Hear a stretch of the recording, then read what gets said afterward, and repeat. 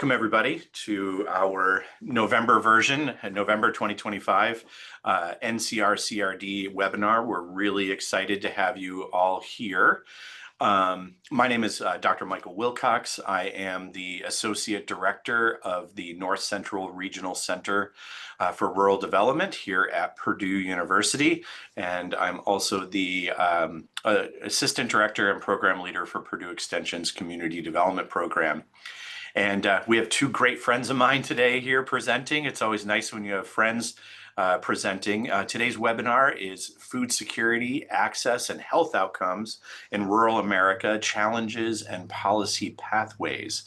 This webinar is in recognition of National Rural Health Day. I would also say that it's extremely timely with everything that's been going on. If you've been paying attention to the news, this has been at the forefront for a while now. And so I want to introduce our two presenters, Dr. Bhagyashree Katare. She's the Berdine Martin Food Economics Associate Professor in the Department of Agricultural Economics at Purdue University. And then Krystal Hodge, a good buddy of mine, used to be at Purdue, is at the University of Illinois, Urbana-Champaign. She is an assistant professor in the Department of Food Science and Human Nutrition. So excited to have both of you here today. This webinar will focus on everyday challenges rural communities face in accessing healthy and affordable food and how these challenges affect health and well-being. We'll discuss the impact of policy reforms and strategies to strengthen rural food systems through partnerships, education, and innovation. And just keep in mind, keeping with the health theme here, our December webinar is going to be on December 5th, 2025 at 1 p.m. Eastern Time. And that is going to cover, did the rural health infrastructure break down during the pandemic? Evidence from the 2020 meatpacking plant COVID-19 outbreaks. And again, that's going to be on Friday, December 5th on 2025 at 1 p.m. Eastern. Registration and additional information will be available or is available already on the NCR-CRD website. And with that, I'm going to hand it over to my friends Bhagyashree and Krystal. Thank you so much for that introduction. It is definitely a pleasure to be with all of you here today and to share some of the work that we've been focusing on in rural areas around food insecurity and food access. Again, as Dr. Wilcox mentioned, I'm an assistant professor at the University of Illinois in the Department of Food Science and Human Nutrition. Our research focuses on community nutrition and incorporating behavioral science to promote behavior change and the impact of the food environment on food choice. Hi, everyone. It's so nice to be here and also to see some familiar faces and names in the audience. I am Dr. Bhagyashree Katare. I have been at Purdue since 11 years now. I'm an associate professor in agricultural economics here, and my research interests are in the economics of food, health, and nutrition. So basically, it means that I study the effect of policies, behavioral nudges, and economic interventions on individual health and labor outcomes. And more recently, I've been focusing on studying the effect of recent changes in governmental assistance programs and governmental policies on food insecurity, food safety, and health outcomes.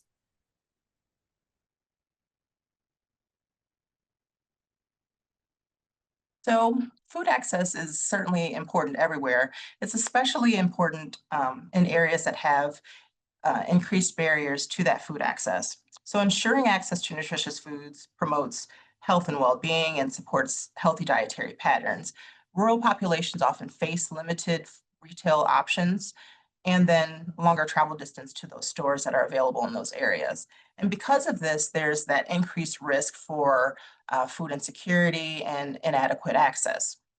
Certainly, we want to do whatever we can to increase that access.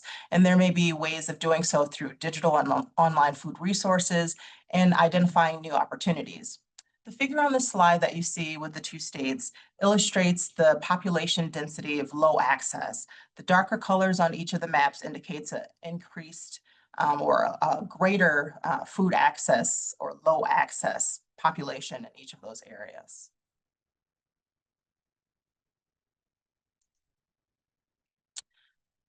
Food access is also associated with food insecurity. So food insecurity is the lack of consistent, dependable access to an adequate quality and quantity of food for a healthy, active lifestyle. And that impacts millions of Americans, around 13.5% in 2023. In Illinois, the percentage of food insecurity is 13.1% and as high as 20.6% in Southern Illinois in Pulaski County. And in Indiana, it's 13.9%, as high as 19.2% in Southern Indiana, in Crawford County.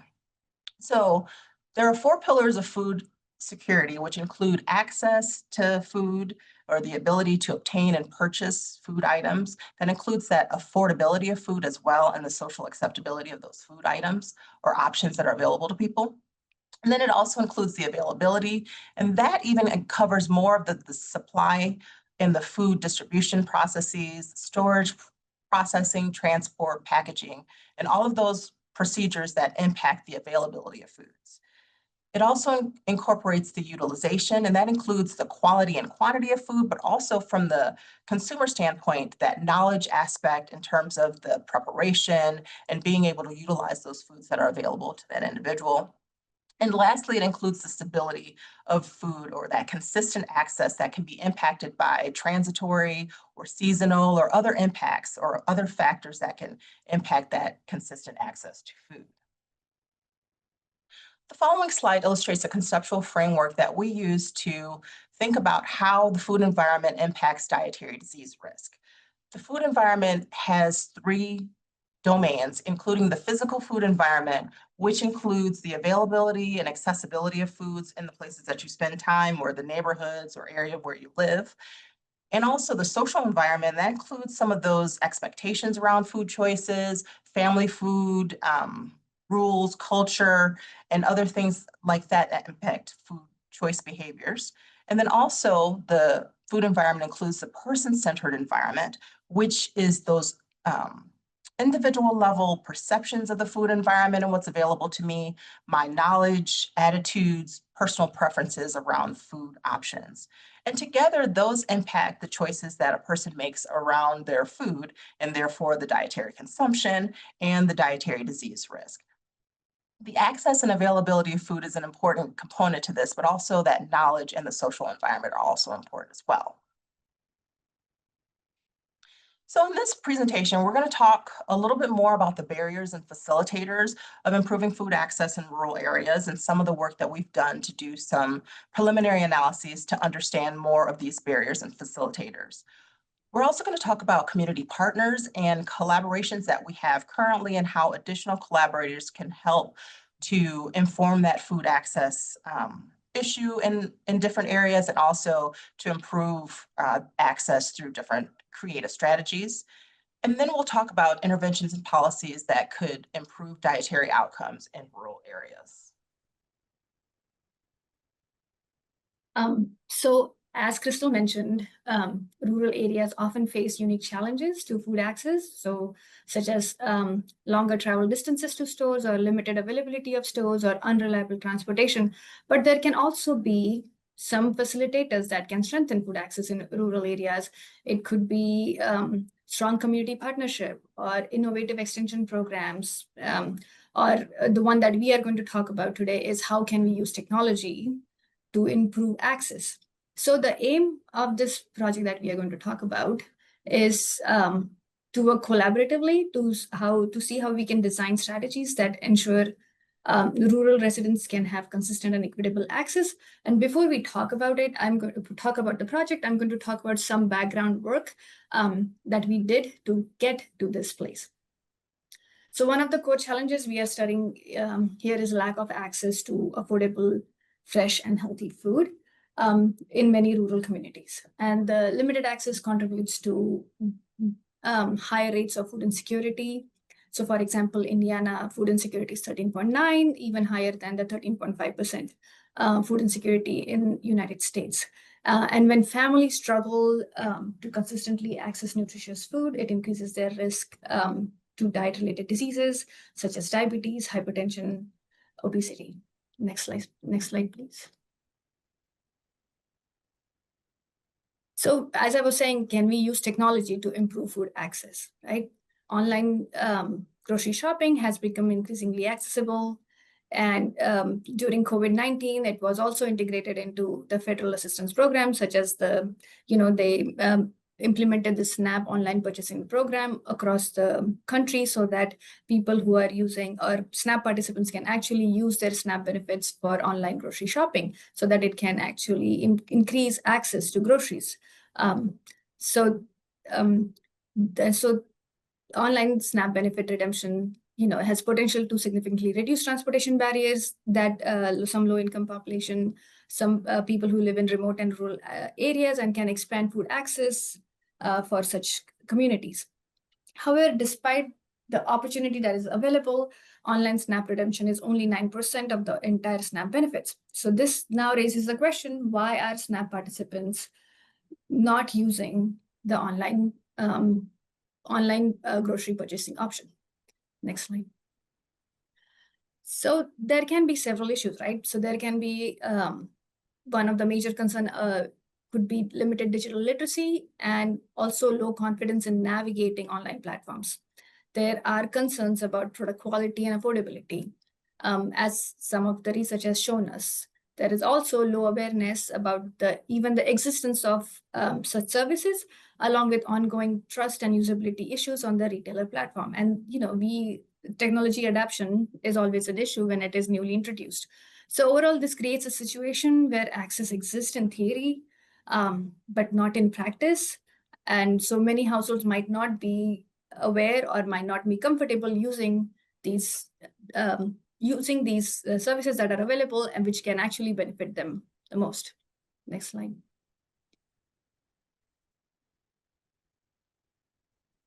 Okay, so also SNAP participation is actually higher in rural areas. So with about 16% of the rural households rely on SNAP, but when we look at the online shopping behavior, we see a major gap. So we wanted to understand what is happening. Why are people shying away from using online shopping or shying away from use of technology to increase access? So we decided to do a pilot survey, a needs assessment survey of rural low-income households. We recognized 5 rural counties in Indiana, and we did a small, we surveyed 200 households in those 5 rural counties.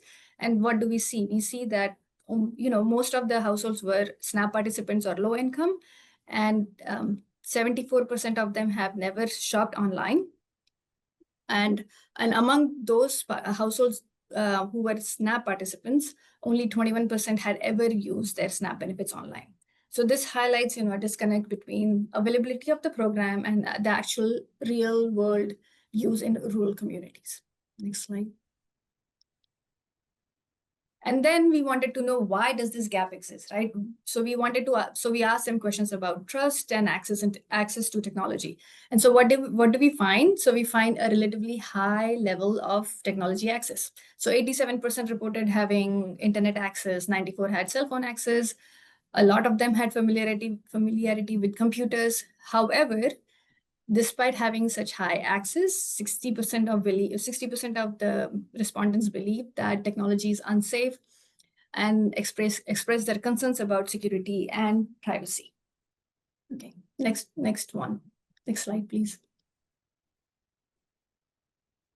Okay, so then we wanted to look at the vulnerable section of rural population. And so we conducted a national survey of rural older adults.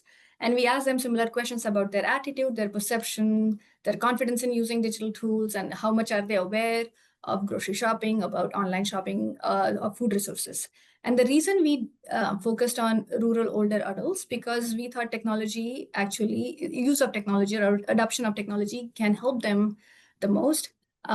It can help them, overcome transportation barriers. Some of them have transportation barriers. They can overcome those transportation barriers. It can reduce dependency on their caregivers. And also, some of them might have specific diet constraints. So online shopping can also help them meet those specific diet requirements. Okay, next question, please. Next slide, please. So we did this national survey of older adults, and what do we see? 61% of these older adults had never purchased groceries online. And 53% of those who were SNAP participants have never used their benefits online. Okay. So next question, next slide, please. And so then we wanted to know, again, we wanted to know why this gap exists. What is that? Is it the access to technology, or is it really the adoption of technology? So we see here access to digital infrastructure is relatively high. So 99% report internet access, 98% cell phone access. But however, there is a notable difference in how technology is used, or how much they actually are concerned with the use of technology. So most of the respondents report very high level of digital engagement with basic tools, like 95% are reporting use of email, 94%, browsing the internet or having basic skills. However, there are 79% who say they are using social media, which might indicate some discomfort or a lower familiarity with interactive digital environments. And so despite the widespread connectivity that we see, the use of online platform for grocery shopping is limited. So only 33% of respondents reported using the internet for grocery shopping, so online grocery shopping. And a lot of them had concerns about privacy, about payment security, information security.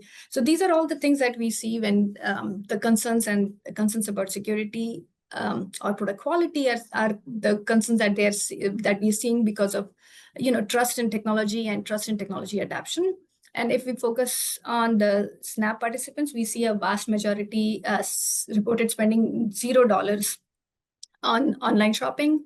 61% reported have never shopped online groceries, and 63% indicated that none of their groceries ever occurred through online shopping. So again, these findings are showing us that even if there is widespread access and connectivity, adoption of online grocery shopping remains low in rural older adults. Next slide, please. So now what do we do with this information, right? This brings us up to our follow-up research. So the goal that our research the research aim that we have is to identify the barriers and facilitators to technology adoption in rural low-income adults, so that we can help improve food access. So we are conducting this study in Indiana, Illinois, and Texas, allowing us to capture differences and commonalities across diverse rural setting. The project will focus on improving access to food and nutrition in rural low-income populations. So we will be working with nutrition education programs, extension educators, and local community stakeholders to understand and address barriers to healthy food access. Part of our work will also involve conducting food and retail environmental assessment in rural counties. And this will include examining types of stores available, services they provide, and the percentage that are SNAP authorized. So some of the information is available online through USDA. Some of the information we would like to collect with collaboration with our stakeholders. And we will be partnering with food pantries, churches, and other charitable organizations to see if we can provide nutrition education programming through their channels. Next slide, please. So much of the existing research on food access focuses on physical and logistical barriers, things like the store location and transportation and availability of healthy foods. However, less attention has been paid to perceptions and attitudes and user experiences, and which are also equally important in determining whether people actually use available resources. So, one question is about whether it is available, another whether people actually want to adopt whatever is available to them. And so to ensure that the digital technology, right, like online grocery shopping, can actually help in resolving issues like food access in rural communities, we must also address the behavioral and perceptual barriers along with the structural ones. Next slide. Okay, so the next project that we're going to talk about is a collaboration with multiple entities in East Central Illinois called Partners in Produce. And this research has been funded by the NCR-CRD in recent years, and I'll tell you a little bit more about that in a moment. But first, let me describe the collaboration that's involved in this project. Partners in Produce involves the Illinois Extension, specifically the Supplemental Nutrition Assistance Program Education, or SNAP-Ed. The Arthur Produce Auction, which is a produce auction in a town named Arthur, Illinois. It also involved Feeding Illinois, which is our Feeding America group of pantries or food banks, network of food banks in Illinois, as well as their member pantries in Moultrie, Douglas, Coles, Cumberland, and Shelby counties. Again, those are in East Central Illinois. So our process here was that we received money from Feeding Illinois for the purchase of food. We also received money from a variety of other entities as well, including private donors and other entities that wanted to contribute to this effort. So produce is purchased at the auction at a reduced cost. It was also donated or has been donated to us from the vendors at the auction themselves at the end of the auction day. So with those foods, we distribute those foods to food pantries throughout those counties that I just mentioned. This was a collaboration, again, that was initiated by SNAP-Ed in terms of thinking about opportunities to increase access for low-income audiences. And that was one of the major efforts in SNAP education in terms of the work that was done in that program. So in those first years, they were able to donate 25,000 pounds of produce in 2019, 24,000 pounds in 2020. So I, at the time, was at Eastern Illinois University, and because of my work at Purdue previously, which Dr. Wilcox had mentioned, I had worked with the nutrition education programs in Indiana as well, excuse me. So prior to that, so I was familiar with the SNAP education program and saw this as an opportunity to join with them to try to expand these efforts and to figure out how we can expand the reach of the program. At this point, there were two very dedicated SNAP education educators who were involved in this. And then, we were trying to think of what we could do to expand those efforts. So from 2020 to 2023, we focused on the following. First, to support the distribution of produce, because you can only distribute as much as you have the resources to distribute.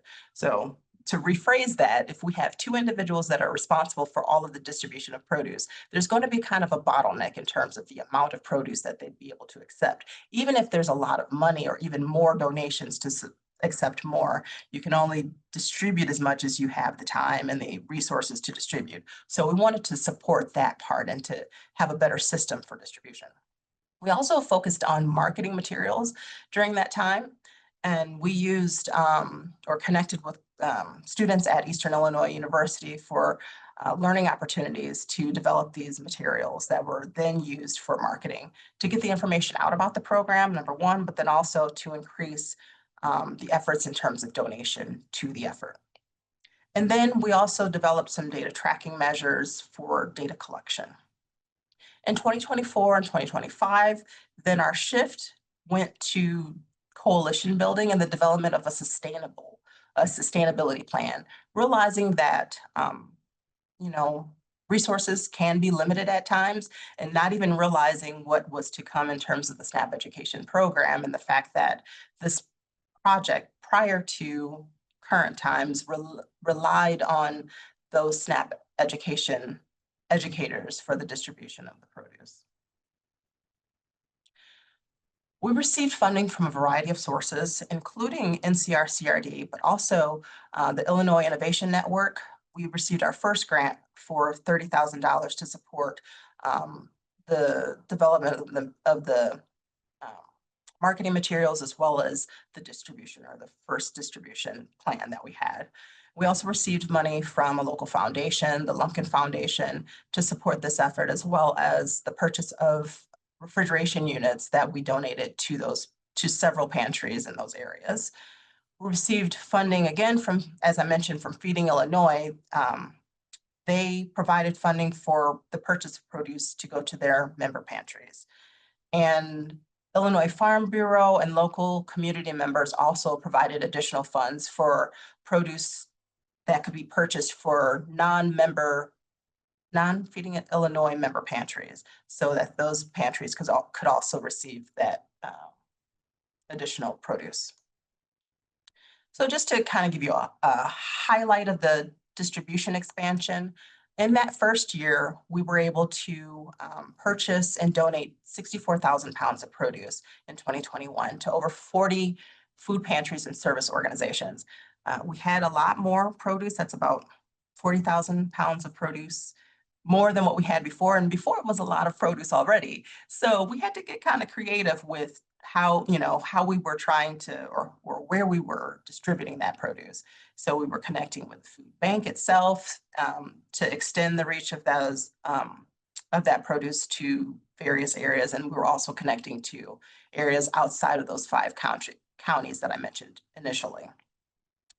And then we also, in 2022, were able to distribute 54 or 55,000 pounds of produce to 34 pantries and service organizations.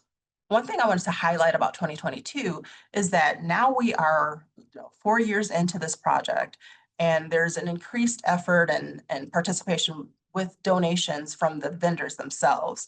Again, we're supporting the local agriculture through our purchases, but they donated over 27% of the funds that went toward, or the produce that was distributed, to those pantries. In 2023, we had 100,000 pounds of produce distributed, and that it was an effort, followed by 122,000 pounds of produce distributed in 2024. Again, we had significant efforts from those vendors to contribute to that effort. Now, you will see that in 2025, we had a lower amount of produce distributed, so around 59,500 pounds of produce distributed in 2025. And there's several reasons for that. We got a little bit of a different economic climate. And so the amount of money that we had was lower than those previous years for the produce purchasing. And then we were also implementing our sustainability plan during this time. So I'll tell you a little bit about that sustainability plan. First, we thought it would be helpful to bring the food pantries together to develop a coalition. The food pantry directors had mentioned that there wasn't prior to that time, a means for them to connect with other food pantry directors and troubleshooting some of the issues that they might have with running their food pantry or other procurement issues. So that was our first step, to get everybody into the room together so that we can talk and connect and share information.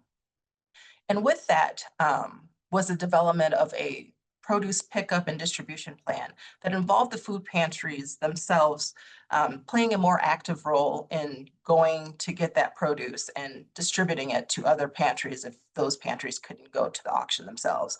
I have to mention again that this pantry, the food auction, was in Arthur, Illinois, and it could have been, 50, 60 miles from some of the food pantries. The area which was covered by this is pretty expansive. So depending on the day, the day of the auctions, that the auction was held was on Tuesdays and Fridays, and it may not have necessarily been feasible for the food pantry to go to the auction at that day. So they were coming up with some solutions for how they could, help to mitigate that problem between pantries, such as, for those that had a truck and the ability to go to the auction, they could bring food back that could then be outsourced to the other food pantries, or the food pantries could go there to pick that produce up from a shorter distance. So with this, we also had to create some additional data tracking procedures, since we had kind of held that activity in-house with our staffing present. Since there was going to be that additional step in the data and the distribution, we needed to have other means of making sure that we had a way of understanding where that produce was going. And last and certainly not least, we have been in the process of conducting a process evaluation of that sustainability plan and making changes for next year to make it more sustainable. So this slide just illustrates the auction itself. The two ladies that I mentioned initially, Susan Stoddard and Mary Beth Massey, are shown on the left at the auction, and the picture on the right illustrates the auction and the environment there. Again, it has been a great collaboration with the auction itself, but also those the farmers and the vendors at the auction, the food pantries, the Feeding Illinois, and their leadership. There have been a lot of entities to come together to make this program what it has been over the last 5-6 years. So lastly, I would like to tell you about an intervention that was conducted at food pantries to provide information to food pantry clients to influence food choices at the food pantry. And this project was published, or this article was published in earlier 2025.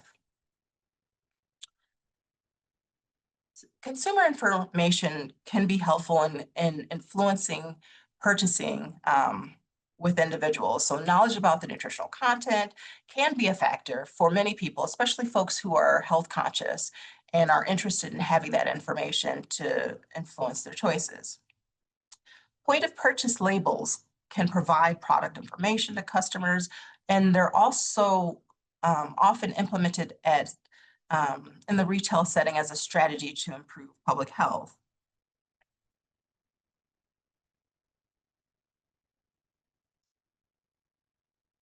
Rating systems is one type of strategy that's used for this, and they provide a visual to quickly inform customers about that content or the healthiness of that food. Sometimes they use this color, green, orange, red type of a indication of lower, medium, or high, or foods to enjoy, foods to avoid. And then there are other rating systems like the guiding star rating system that uses a 0, 1, 2, 3 stars on the label to indicate the nutritional value of those items. So a higher, greater number of stars indicates greater nutritional value of that item. There's been many studies to look at the impact of these types of systems on consumer choice, and the evidence currently is mixed on the effects of these types of programs. So in this project, we implemented a randomized nutrition education intervention over a 6-week period at a food pantry. And the food pantry was a client choice food pantry that allowed clients to make their own food choices. It also was part of the Feeding America network and served over 435 clients each day. That pantry offered an assortment of products like bread, eggs, milk, juice, canned items, boxed cereals, cookies, crackers, peanut butter, frozen meat, and other dry products and staples. So this experiment focused on packaged and canned food products, as the pantry regularly offered a consistent mix of these types of products. And then, of course, we have information about the nutritional values of these products. Any adult that was going to the pantry was eligible to participate in the program. In the waiting area, they were randomized to either the intervention or the control, and they received the informed consent and the information that was associated with that control or with that intervention. So the intervention, again, was educational information about the products that were available at the food pantry on that day. And we used that guiding star rating scale where there were the 0, 1, 2, and 3-star items. We also had, in terms of our measures, a health index to estimate the nutritional quality of the selections that were made by the clients, as well as participant demographic information. We estimated the effect of the intervention on food choices of the client, comparing the average treatment and by estimating a linear model. The outcome measure was the proportion of 0, 1, or 2, or 3-star items that were selected. And the treatment, again, was that intervention or control. And that intervention was that star rating information sheet that we provided in the waiting room. We also included other variables to control in our model, such as age, race, gender, employment status, marital status, number of children in the house, number of adults. And then we also controlled for the fixed day effects for things like what was available in the pantry on that day, bad weather, or wait time that could have impacted the analyses or the selections that were available to the individual. So this slide illustrates our participant characteristics.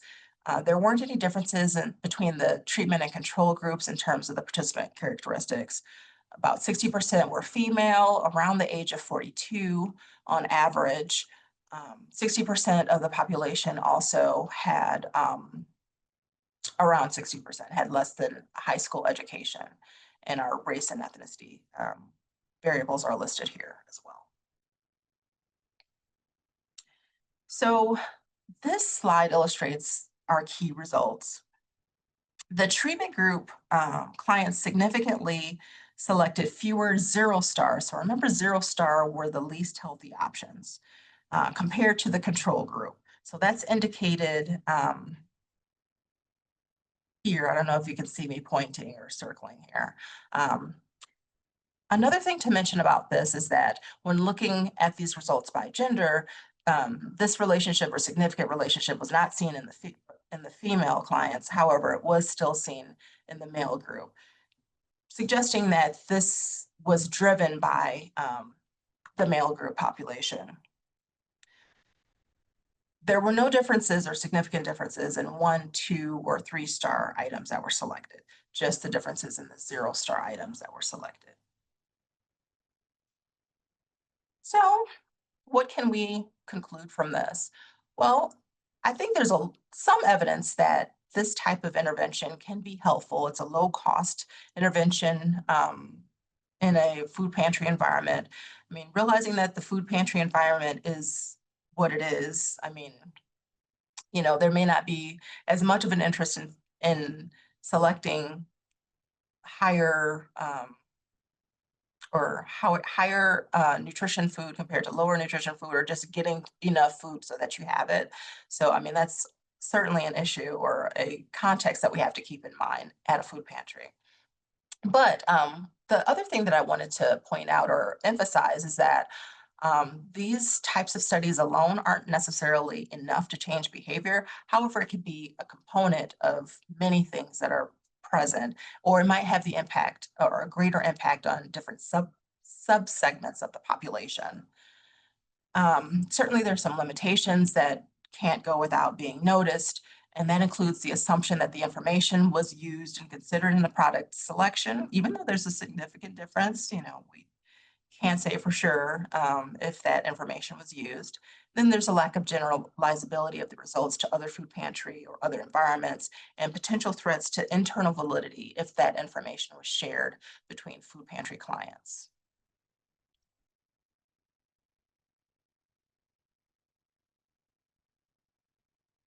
So now, after this, you might be wondering, where do we go from here? So as we continue working on our projects, and Krystal and I, we have been working together since last 10, 11 years now. One of the key themes that has emerged in the work that we have been doing is that food access barriers in rural communities are far more complex than simply, you know, just the lack of information or lack of awareness. So education plays an important role. However, there are also major structural obstacles that influence whether a resident or a household can access healthy food. These barriers can be, you know, limited access to technology or financial constraints, or even logistical challenges, lack of delivery coverage that can prevent people from using technology even when they would like to. So recognizing this complexity, our approach is intentionally collaborative. So we are working with a range of stakeholders to develop solutions that can address these barriers more holistically. So, you know, we work with community leaders, health agencies, and especially with the nutrition education program. So, you know, I would really like to thank the Purdue Nutrition Education Program. They have been really helpful and supportive in all our efforts. Next slide, please. So over the, you know, the long term, our goal is to co-create targeted programs with our community partners. These programs, you know, the aim is to not only provide education, but also address the structural and socioeconomic obstacles that can shape food access and digital participation.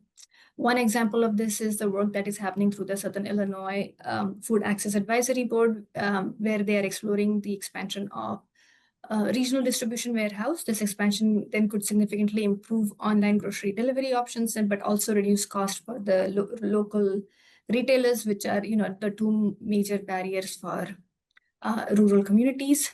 And as similar initiatives emerge in other regions, we are also open to collaborating and contributing to the development of evaluation and process evaluation and outcome evaluations. So ultimately, our goal is to help ensure access to healthy food and improve health outcomes in rural communities. Thank you.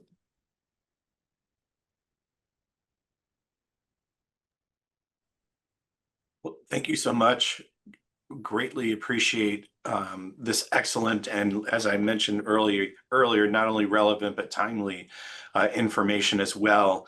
I encourage folks that if you have questions to please put them in the chat. There is one question that's currently in the chat now. Not sure if you guys can see it, Krystal and Bhagyashree, but are there data about how the implementation of SNAP OPP has affected state or federal budgetary outlays for the SNAP program? Is the question from Ron Wilson.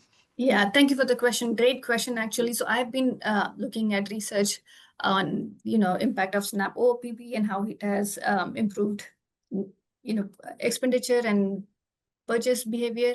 But I've seen a lot of research on household outcomes. I have not seen research on if it had affected like budgetary policies or federal or state government policies.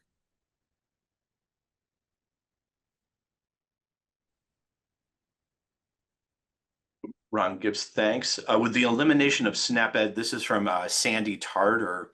With the elimination of SNAP-Ed programming, have you found other educators to continue with the nutrition education? Like, how are you guys responding? How is your work responding to the loss of the SNAP education program?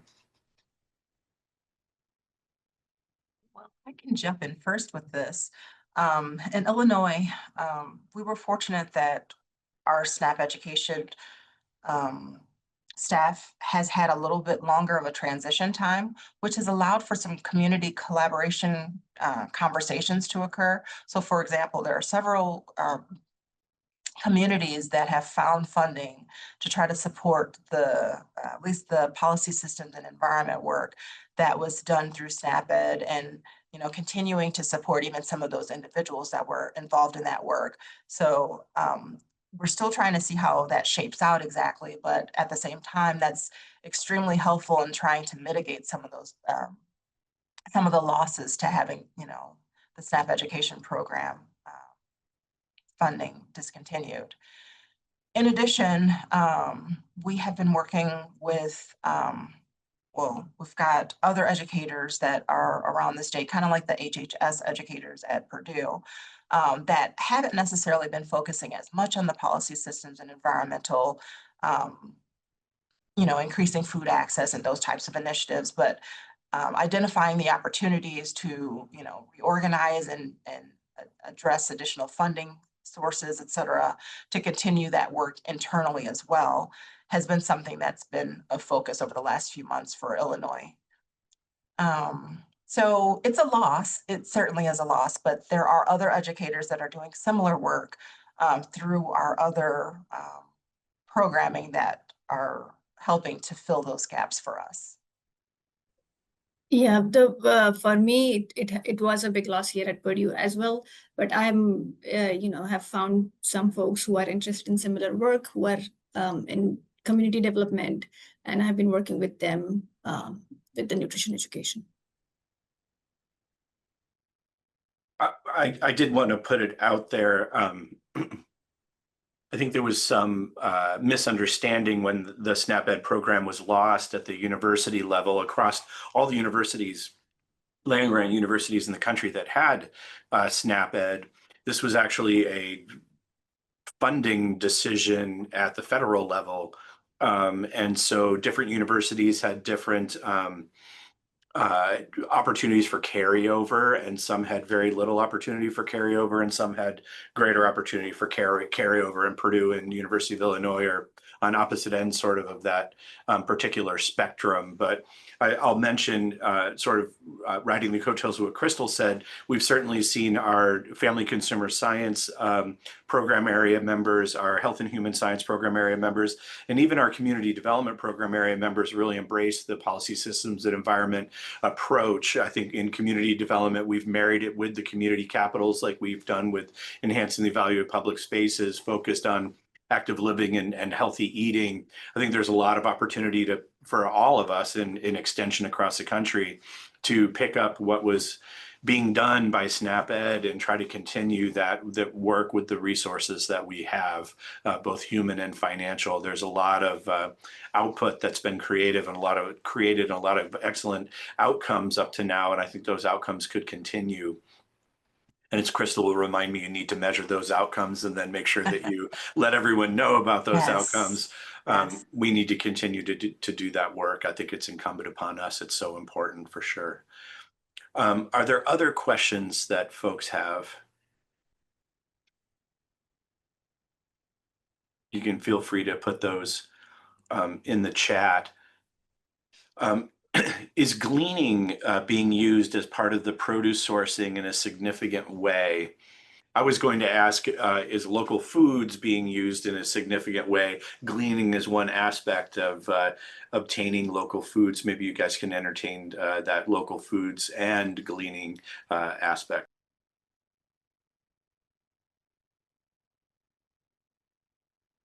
Sure, I can definitely jump in here with the gleaning. So as I mentioned, I was a program evaluator for the nutrition education program at Purdue. So I know a little bit more about the specific initiatives to increase food access in various areas. And gleaning certainly was a strategy that was used in some communities. I don't know that we have as many communities that were involved in gleaning in Illinois, but there's certainly opportunities there to increase, those distribution through that and decreasing food waste at the same time. Bhagyashree, do you have additional to add to that? I'm fine. Yeah, I think we're open to, just generally speaking, to any sort of creative solution. We've worked with so many different partners and tried different strategies locally. So certainly, I'm not in the position where I know of the scope of activities that were conducted through SNAP education because I'm a faculty now and I'm not an evaluator for the program. So, there may have been some gleaning activities that were conducted or that have been ongoing through Illinois as well. I'm just not as familiar. Cool. Thank you, Krystal. Julie Hill just added, our FoodWise educator in Jefferson County, Wisconsin, had an amazing season with gleaning in the pantry she worked with, and will continue to do it next year. And there's a link for folks to learn more about that gleaning exercise. So very cool. Thanks for sharing that, Julie. Awesome. We appreciate it. Gil Gillespie asks, since many people with low food access, healthful food opportunities, lacking infrastructure, are lacking infrastructure like working stoves, cooking utensils, etc. What might be done in this department? So not only are you lacking access, then there's the infrastructure like working stoves and cooking utensils to even utilize the produce that maybe you'd be offering them access to. Yeah, that's definitely a challenge. I know, our nutrition education program, again, which was SNAP education and the FNEP program, have partnered with organizations to provide utensils or other small, appliances that can help with food preparation. However, that certainly can be an issue, especially if folks who are using the food pantry are, homeless or, in living situations where they don't have access to that equipment and, impacting the usability of those items that they have. So it's definitely a challenge. I think that there are opportunities there for creative collaborations and creative strategies to address the issue too. I absolutely agree that it's important. Yeah, and this is where the community, like the charitable organizations, there might be an opportunity for them to have like shared kitchens or spaces where there can be cooking, not just cooking utensils, but also stoves which can be used, or microwaves that can be used, that can be shared.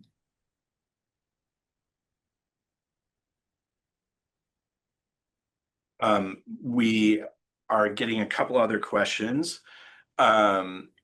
Let's see. Lynn Holland said, in Maine, we've been gleaning since 2000. Last year, we gleaned over 248,000 pounds of food. Most of it was distributed within 5 miles of where it was grown. That is fantastic. Thanks for sharing that, Lynn. I was just in Maine a couple weeks ago making the joke of blueberries with Sal, one of my favorite books growing up, and I was like Sal and ate most of the blueberries that I would pick. So it wouldn't contribute, I guess, to the 248,000 pounds of food that was being gleaned there in Maine. But what an excellent Awesome. what an excellent example. Marcia Parcell, one of our own here at Purdue, put a resource in for people to look at. It looks like it's a food assistance availability map. And so she's put that out there.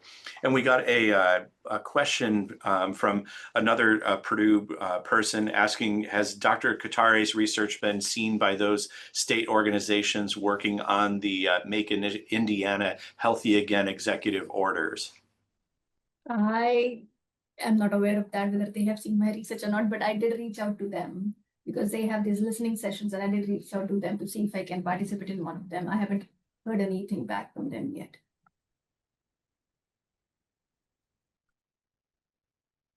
Thank you for that. Karen Crum asks, as Gil mentioned, in the counties where I work, people didn't know how to fix the food they received. NIFA had been giving out recipes for food given through the food banks.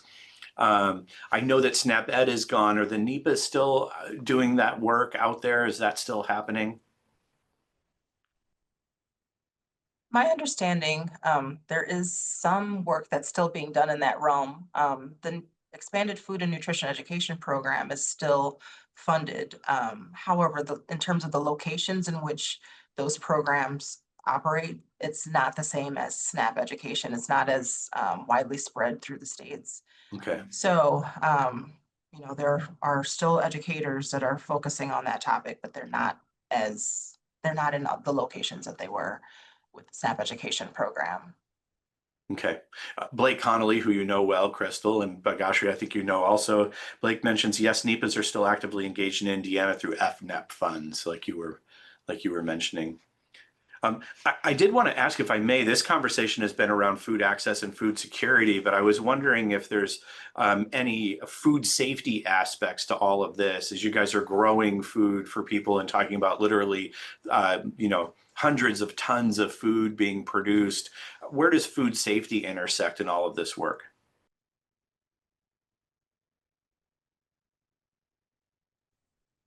So, food safety is a big issue, especially when it comes to dairy and meat produce. And so, proper refrigeration and storage always becomes an issue. And there is so much research done on what kind of labeling actually matters and how people are wasting food. So, it is sell by date and use by date and best by date, and all those labels are how are people perceiving them as. And so we see so much food that has been wasted.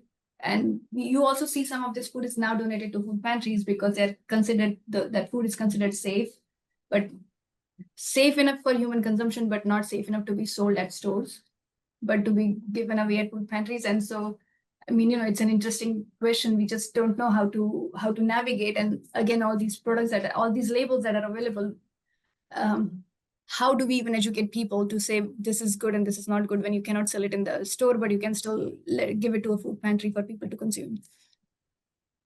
Yeah, and I think within our situation, fortunately, we were collaborating with the food auction, so that produce was very fresh. They had just,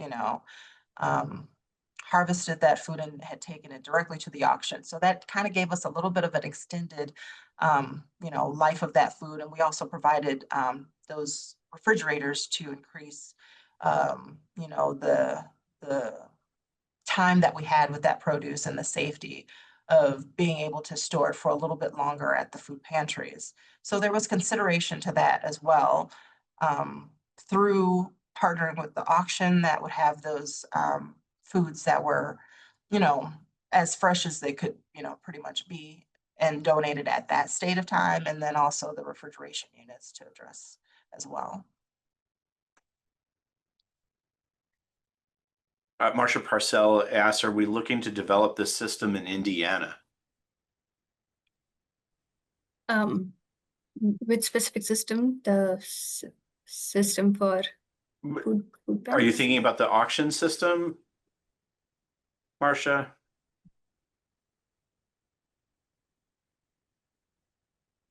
I guess we'll see, and I'm happy to follow up with you guys if need. Oh, the whole distribution system.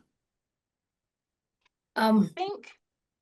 Go ahead. Oh, I'm sorry. I was just gonna say, we have to be creative and, understanding what the resources are in our different areas and where those opportunities are to collaborate. So I think we had kind of a unique situation here since we had this auction that was, in an area that had food access issues, and being able to collaborate to, increase access to produce at the pantries was kind of a unique situation given the location of the auction. So there may be other opportunities like that where we can kind of connect those dots and, increasing access in that way.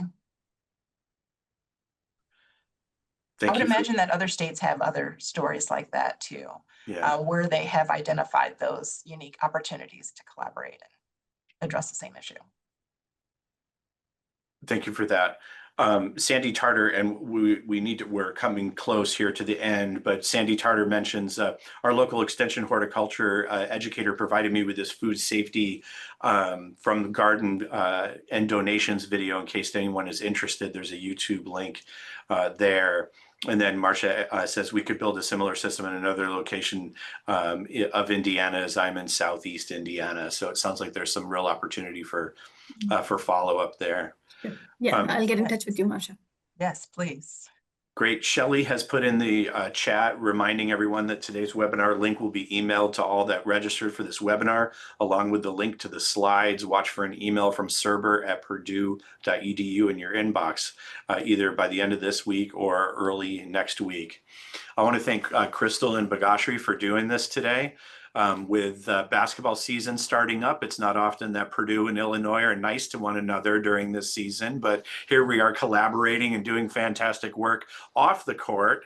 And so thank you so much for sharing your expertise. And thanks to everyone sharing your time with us today. Greatly appreciate it. I hope all of you take a look at the recording and the slides as they become available. Thanks again, Krystal and Bhagyashree, and everyone have a wonderful day. Take care.